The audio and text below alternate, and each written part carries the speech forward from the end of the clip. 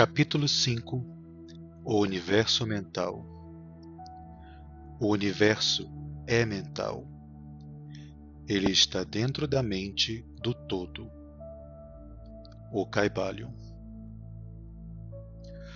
O todo é espírito. Mas que espírito?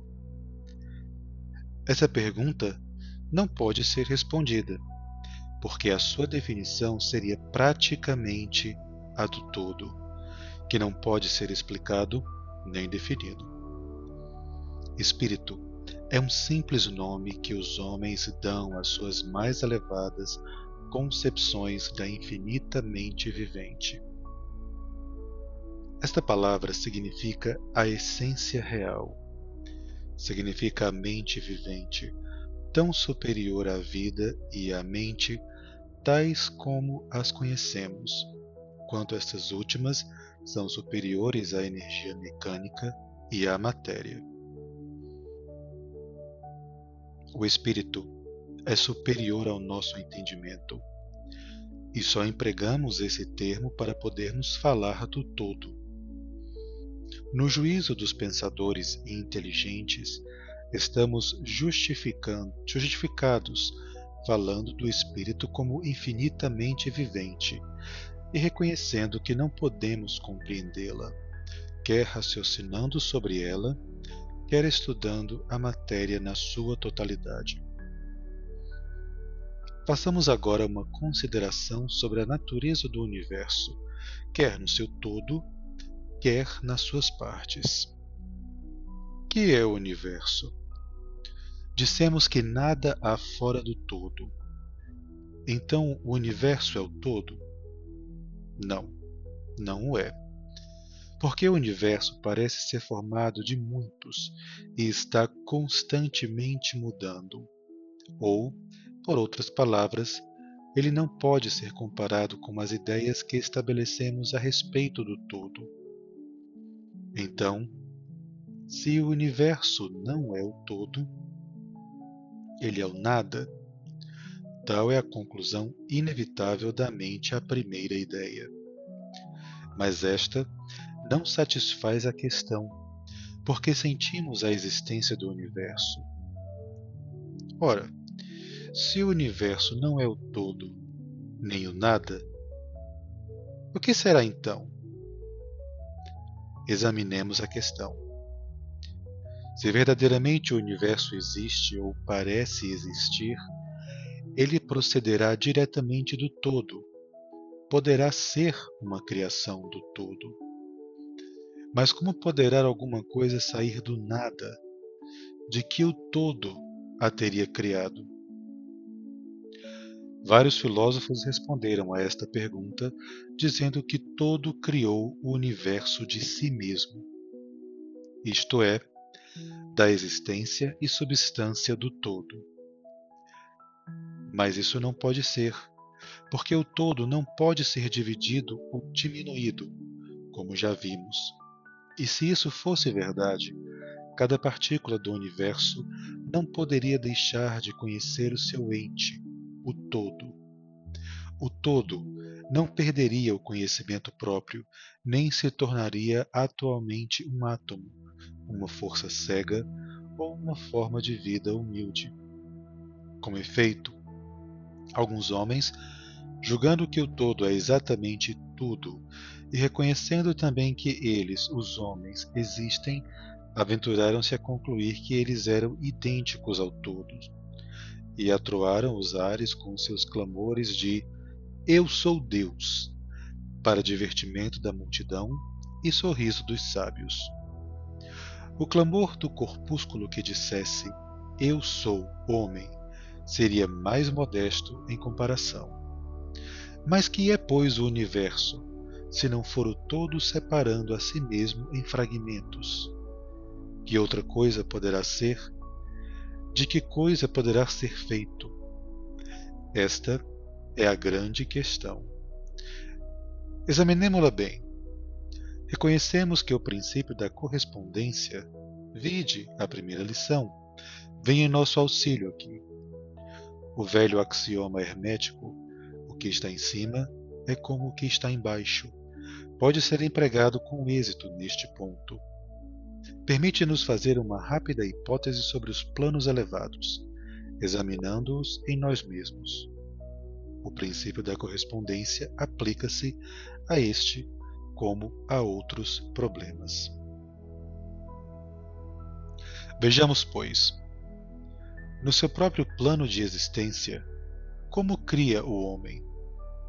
Primeiramente, ele pode criar fazendo alguma coisa de materiais exteriores.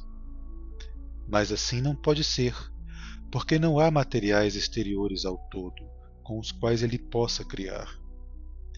Em segundo lugar, o homem procria ou reproduz a sua espécie pelo processo de geração, que é a própria multiplicação por meio da transformação de uma parte da sua substância para a sua prole.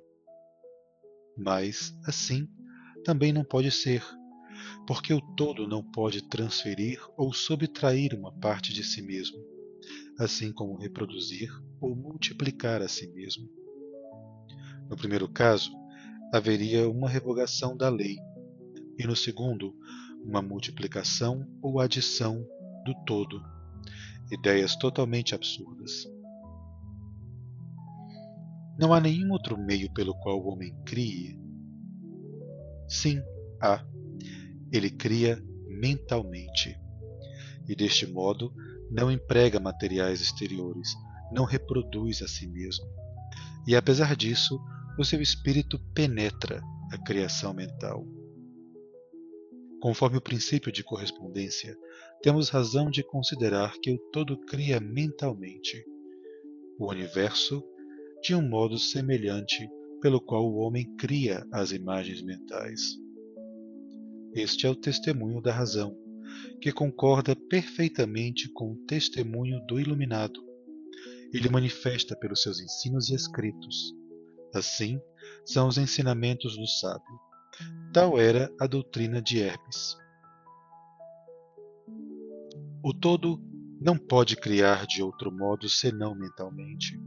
Sem empregar qualquer material, não há nada para ser empregado. E nem reproduzir a si mesmo, o que também é impossível. Não se pode escapar desta conclusão da razão que, como dissemos, concorda com os mais elevados preceitos do iluminado. Justamente como vós podeis criar um universo de vós mesmos na vossa mentalidade, assim o todo cria universo na sua própria mente. Mas o vosso universo é criação mental de uma mente finita, enquanto o do todo é a criação de uma mente infinita. Ambos são análogos em natureza, mas infinitamente diferentes em grau. Vamos examinar cuidadosamente como fazemos no processo de criação e manifestação. Mas antes de tudo, é preciso fixardes as vossas mentes nesta frase: o universo e tudo o que ele contém é uma criação mental do todo. Com efeito, o todo é mente. O todo cria na sua mente infinita inumeráveis universos que existem por éons de tempo. E contudo, para o todo, a criação, o desenvolvimento, o declínio e a morte de 1 milhão de universos é como que o tempo do pestanejar de um olho, o Kybalion. A mente infinita do todo é a matriz dos universos, o Kybalion. O princípio de gênero, vide lição primeira e seguintes, é manifestado em todos os planos de vida, quer materiais, mentais ou espirituais. Mas, como já dissemos, gênero não significa sexo. O sexo é simplesmente uma manifestação material do gênero. Gênero significa relativo à geração ou criação. Em qualquer lugar, em qualquer plano, em que uma coisa é criada ou gerada, o princípio de gênero se manifesta. E isto é verdade mesmo na criação do universo. Mas não se deve concluir disto que ensinamos a ver um Deus ou Criador macho e fêmea. Essa ideia, ela é um desvio dos antigos preceitos sobre esse assunto. O verdadeiro ensinamento é que o todo em si mesmo está fora do gênero, assim como de qualquer outra lei, mesmo as do tempo e espaço.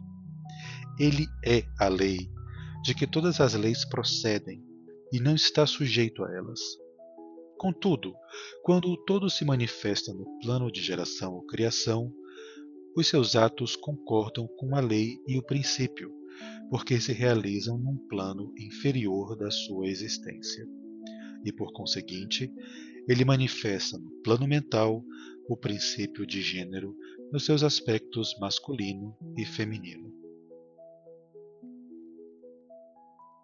Essa ideia poderá causar admiração a alguns de vós, que aprendem-na pela primeira vez, mas todos vós aceitaste-a passivamente nas vossas concepções diárias. Falais na paternidade de Deus e na maternidade da natureza, de Deus, o Pai divino, e de natureza, a Mãe universal. Logo, reconheceis instintivamente o princípio de gênero no universo. Não é verdade? Mas a doutrina hermética não exprime uma dualidade real. O todo é um. Os dois aspectos são simplesmente aspectos de manifestação. O ensinamento é que o princípio masculino manifestado pelo todo só impede a destruição da concepção atual do universo. Ele projeta o seu desejo no princípio feminino, que se chama natureza, ao mesmo tempo que este último começa a obra atual da evolução do universo, desde os simples centros de atividade até o homem, e subindo cada vez mais de acordo com as bem estabelecidas leis da natureza. Se dais preferência aos velhos modos de expressão, podeis considerar o princípio masculino como Deus, o Pai, e o princípio feminino como natureza, a Mãe universal, em cuja matriz todas as coisas foram geradas. Isto não é simplesmente uma ficção poética de linguagem. É uma ideia do processo atual de criação do universo. Mas é preciso não esquecer que o todo é um, e que o universo é gerado, criado e existe na sua mente infinita. Isso vos permitirá fazer uma ideia de vós mesmos. Se quiserdes aplicar a lei da correspondência à vossa própria mente e a vós mesmos, sabeis que a parte de vós que chamais eu, em certo sentido, sustenta e prova a criação de imagens mentais na vossa própria mente.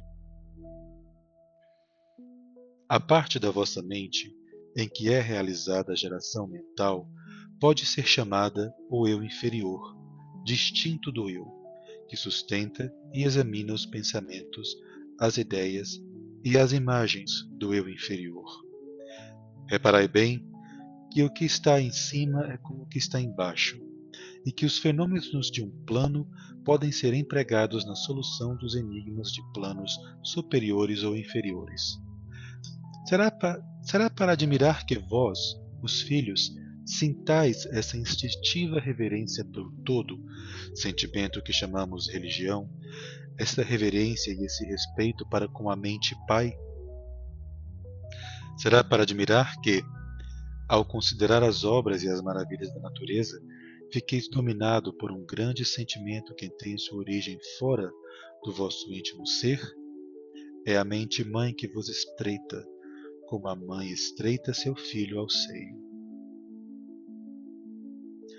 Não deveis cometer o erro de crer que o pequeno mundo que vedes ao redor de vós, a Terra, que é simplesmente um grão de areia em comparação com o universo, seja o próprio universo. Existem milhões de mundos semelhantes e maiores.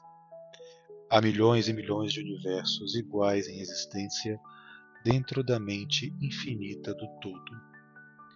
E mesmo no nosso pequeno sistema solar, há regiões e planos de vida mais elevados que os nossos, e entes, em comparação aos quais nós, míseros mortais, somos como as viçosas formas viventes que habitam no fundo do oceano, comparadas ao homem. Há entes com poderes e atributos superiores aos que o homem sonhou ser possuído pelos deuses. Não obstante, estes entes foram como nós, como vós, e ainda inferiores, e com o tempo vós podeis ser como eles, ou superiores a eles, porque, como diz o Iluminado, tal é o destino do homem. A morte não é real, ainda mesmo no sentido relativo. Ela é simplesmente o nascimento a uma nova vida, e continuareis sempre de planos elevados de vida a outros mais elevados, por éons e éons de tempo. O universo é vossa habitação, e estudareis os seus mais distantes a esses antes do fim do tempo. Residis na mente infinita do todo, e as vossas potencialidades e oportunidades são infinitas, mas somente no tempo e no espaço. E no fim do grandes ciclos de éons, o todo recolherá em si todas as suas criações. Porém vós continuareis alegremente a vossa jornada, porque então querereis preparar-vos para conhecer a verdade total da existência em unidade com o todo.